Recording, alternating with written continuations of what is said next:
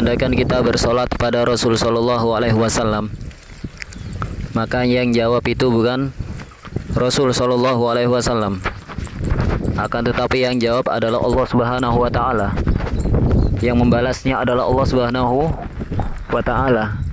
Dan antum bisa bayangkan, kalau seandainya yang balas Allah Subhanahu Wa Taala, dan Allah Taala adalah yang maha agung dari yang teragung, dan kita mendapatkan balasan 10 kali lipat dari Allah Subhanahu Wa Taala, maka kita mendapatkan pahala 10 kali lipat dari Allah Subhanahu Wa Taala, karena kita hanya bersolat kepada Nabi Shallallahu Alaihi Wasallam hanya 1 kali.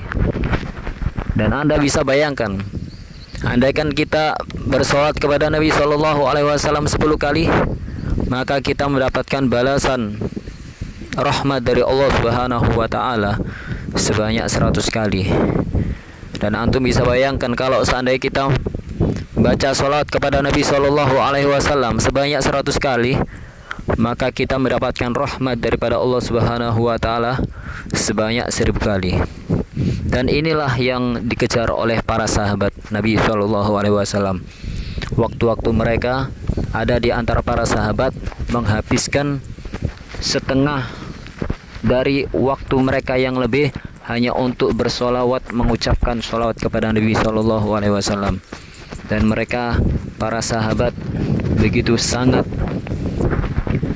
menilai salam kepada Nabi Shallallahu Alaihi Wasallam adalah sesuatu yang sangat berharga.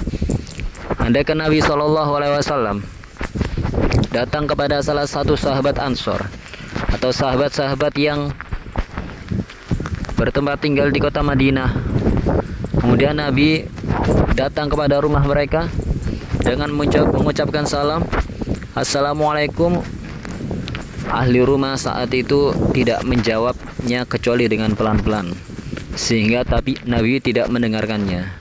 Ketika Nabi tidak mendengarkannya, maka Nabi akan mengucapkan salam untuk yang kedua kalinya, dan Nabi akan mengucapkan salam untuk yang ketiga kalinya. Setelah itu Nabi akan pergi daripada rumah tersebut. Setelah Nabi pergi, maka si tuan rumah tadi itu membukakan pintu untuk Nabi. Wahai Nabi, aku ada di sini. Kira-kira seperti itu. Nah, para sahabat ini mereka melakukan cara yang seperti itu supaya mendapatkan salam daripada Nabi Shallallahu Alaihi Wasallam sebanyak-banyaknya. Nabi mengajarkan, andaikan ada orang yang mengucapkan salam kepada engkau, minimal engkau jawab salamnya dengan salam yang sama.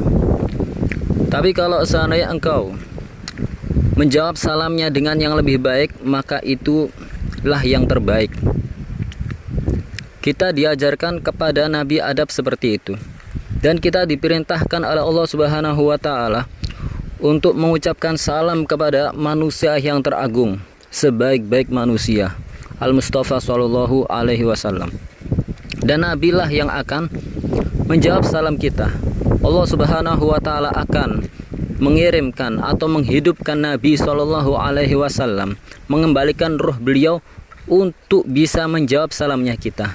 Tentunya ini semuanya adalah ilmu dari Allah Subhanahu Wa Taala, kuasa dari Allah Subhanahu Wa Taala, dan kita tidak usah meragukan apa saja yang menjadi kekuasaan Allah Subhanahu Wa Taala, karena sesungguhnya yang lemah itu adalah akalnya kita, yang kuat itu adalah hatinya kita. Maka kuatkan hati kita untuk mempercayai apa yang telah disabdakan oleh Nabi Shallallahu Alaihi Wasallam. Apapun caranya itu kita serahkan pada Allah Subhanahu Wa Taala. Yang jelas, kalau seandainya ada umat dari Al-Mustafa Sallallahu Alaihi Wasallam mengucapkan salam dan itu diperintahkan oleh Allah Subhanahu Wa Taala, maka Nabi akan menjawab salamnya kita.